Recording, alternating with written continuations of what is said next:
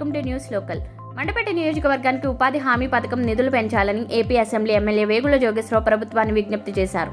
జాతీయ ఉపాధి హామీ పథకం ద్వారా వచ్చే గ్రాంటు కొన్ని జిల్లాల్లో ఒక్కోలా సుమారు 30 నుండి 40 కోట్లు ఇస్తున్నారని, తమ నియోజకవర్గానికి 50.5 కోట్లు చాలా తక్కువగా ఇచ్చారని, అందరికీ సమన్యాయం చేయాలని, అలాగే కేంద్ర రాష్ట్ర ప్రభుత్వాల నుంచి రకరకాల స్కీముల ద్వారా వచ్చే గ్రాంటును జాతీయ ఉపాధి హామీ పథకం ద్వారా తక్కువ గ్రాంటు వచ్చే నియోజకవర్గాలకు ఎక్కువ గ్రాంటు ఇవ్వాలని డిప్యూటీ సీఎం పంచాయతీరాజ్ శాఖ మంత్రులు పవన్ కళ్యాణ్ అసెంబ్లీ సమావేశంలో అంచనాల కమిటీ చైర్మన్ ఎమ్మెల్యే వేగుల జోగేశ్వరరావు కోరారు.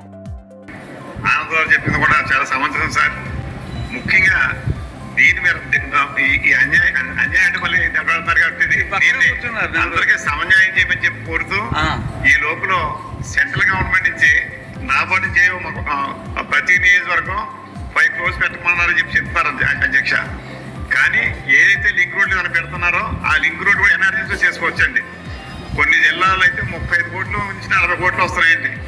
మా ఉమ్మడి జిల్లాలో మన కాకినాడ అయితే కనీసం 20 కోట్లు, రాజమండ్రి అయితే కనీసం 18 కోట్లు, నాకైతే 5.5 కోట్లు, ఆనందరావు 4.5 కోట్లు. అందుచేత దీన్ని కొంత సమన్వయం చేస్తూ ఈలోగా మనకి ఏదైతే సెంట్రల్ గవర్నమెంట్ నుంచి కానీ స్టేట్ గవర్నమెంట్ నుంచి కానీ రకరకాల స్కీములతో వచ్చే వాటిని ఈ తక్కువ వచ్చిన వాటికి ప్రయత్నించమని చెప్పి మీ ద్వారా ఉప ముఖ్యమంత్రి గారు కోరుతున్నాను సార్. నేను గౌరవ ఆదోని శాసనసభ్యులు చెప్పింది కీలకంగా ఒక మాట అన్నారు. జాతీయ ఉపాధి హామీ పథకం అది రాజకీయ ఉపాధి హామీ పథకం అయిపోయింది. అది గత ప్రభుత్వం టైంలో రైట్ ఏమో, కానీ మన ఎన్డీఏ ప్రభుత్వం టైంలో దాన్ని నేను తీసుకోవట్లేదు. ఖచ్చితంగా గత ప్రభుత్వం చేసిన వారసత్వంలో వచ్చినవి ఈ కరప్షన్ మనం హ్యాండిల్ చేస్తున్నాం ఈ రోజున. వన్స్ నేను పంచాయతీరాజ్ శాఖ బాధ్యతలు తీసుకున్న తర్వాత మొట్టమొదటి దృష్టి పెట్టింది కూడా ఆ జాతీయ ఉపాధి హామీ పథకం కింద అసలు ఏమేమి అవకతవకలు జరిగినాయి. ఎంత గొప్ప పాలసీ పెట్టినా పథకం పెట్టినా జనం అందరూ కొల్యూడైపోయి, అంటే మనకి పార్టీలు కొల్యూడైపోయి అందరూ అంటే ఒకళ్ళని కరప్షన్ చేసి మనం అర్థం చేసుకోగలం, కానీ ఒక గ్రూప్స్ కొల్యూడైపోతే తప్పులు నిర్ధారించడం చాలా కష్టం అయిపోతుంది.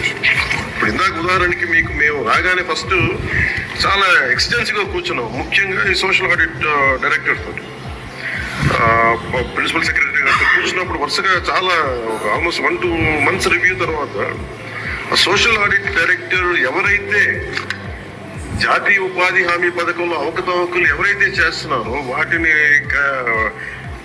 జరగకుండా నిలువరించాల్సిన వ్యక్తి అతనే అవినీతికి పాల్పడ్డాడు. అందుకని వెంటనే అతన్ని తీసి పక్కన పెట్టేశారు.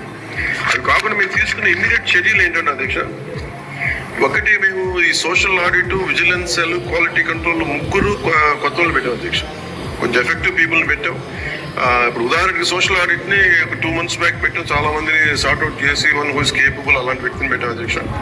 అలాగే విజిలెన్స్ సెల్కి చీఫ్ విజిలెన్స్ ఆఫీసర్ని పెట్టాం, 5 months అయింది. అలాగే headed by chief quality control engineer పెట్టాం అధ్యక్ష, సీనియర్ మన రిటైర్డ్ ఇంజనీర్ ఒకరిని పెట్టాము. మేము చేశాక మేము చాలాసార్లు ఉదాహరణకి 24-20